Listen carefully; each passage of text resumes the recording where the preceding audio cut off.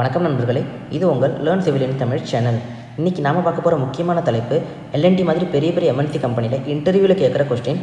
அதே மாதிரி நாம் சைட்டில் ஒர்க் பண்ணுறப்ப நமக்கு இந்த மாதிரி ஒரு ப்ராப்ளம் வந்தால் நம்ம எப்படி ஒரு என்ஜினியராக சமாளிக்கிறதுன்னு நாம் பார்க்க போகிறோம். ஃபார் எக்ஸாம்பிள் நான் என்ன எடுத்துக்கிறேன், நாங்கள் ஒரு 70 ஃப்ளோர் பில்டிங் பண்ணிக்கிட்டு இருக்கோம். எங்களுக்கு டார்கெட் 6 to 7 டேஸ்க்குள்ளே ஒரு ஸ்லாபு பண்ணி ஆகணும். அதாவது ஒரு மாடி 70 மாடி பில்டிங் பண்ணுறோம். நாங்கள் அதில் ஒரு மாடி 6 to 7 நாளுக்குள்ளே நாங்கள் வந்து கேஸ்ட் பண்ணியே ஆகணும். ஸோ எங்களுக்கு அவ்வளவு டைட்டான டார்கெட் கொடுத்துருப்பாங்க. ஒரு நாள் கூட மிஸ் பண்ண முடியாது.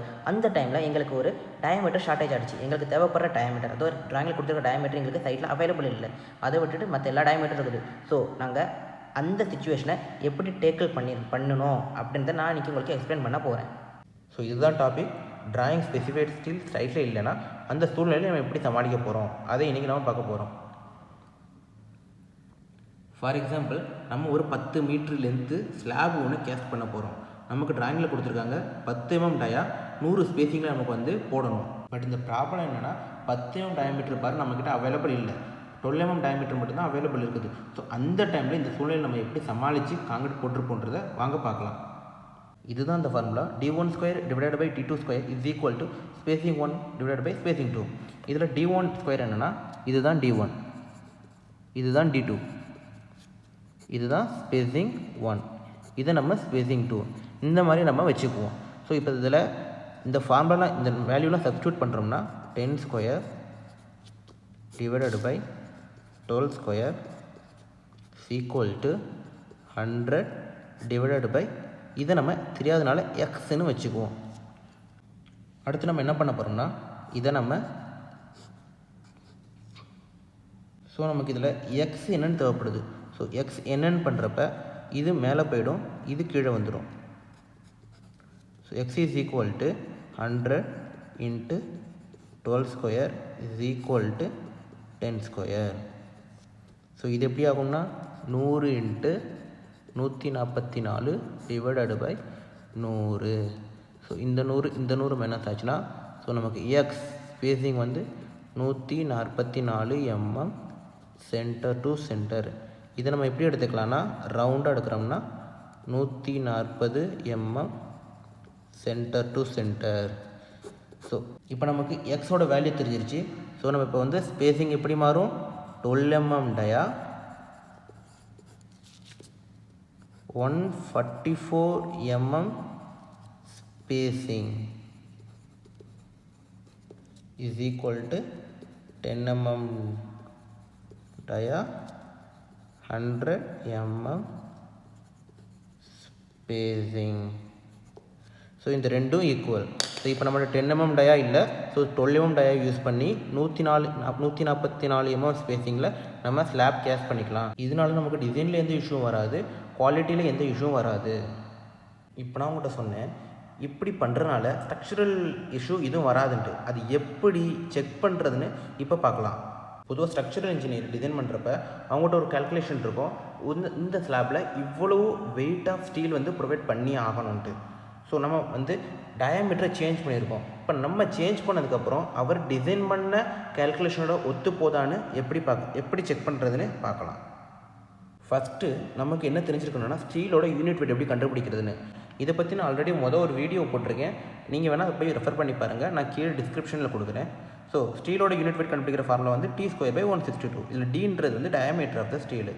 இப்போ நம்மக்கிட்ட 10 mm டயாமீட்டருக்கு எவ்வளோ யூனிட் வெயிட், 12 mm டயாமீட்டருக்கு என்ன யூனிட் வெயிட் ஃபஸ்ட்டு நம்ம கண்டுபிடிக்க போகிறோம். ஸோ 10 mm டயாமீட்டர்ன்றப்ப 10² 162 போட்டோம்னா 0.617 kg/m. 12 mm டயாமீட்டருக்கு வந்து 12² divided by 162 equal to 0.889 kg/m. இது நம்ம கண்டுபிடிச்சாச்சு. அடுத்த ஸ்டெப் என்ன பண்ண போகிறோம்னா நமக்கு என்னென்ன டீட்டெயில் நம்மக்கிட்ட அவைலபிள் இருக்குது. ஸ்லாபோட லென்த்து வந்து 10 மீட்ரு. அதே மாதிரி நம்ம 2 டைப்பாக நம்ம டயாமீட்டர் இருக்குது.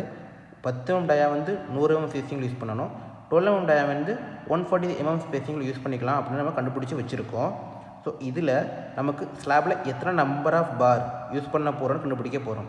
அது எப்படின்னா 10 metre slab divided by 100 spacing அப்படின்றப்ப 2 டிவைட் பண்ணுனா மொத்தம் நம்ம 100 number of bar plus 1 total 101 number number of bar வந்து நம்ம யூஸ் பண்ண போகிறோம் 10 mm டயாமீட்டராக இருந்தால்.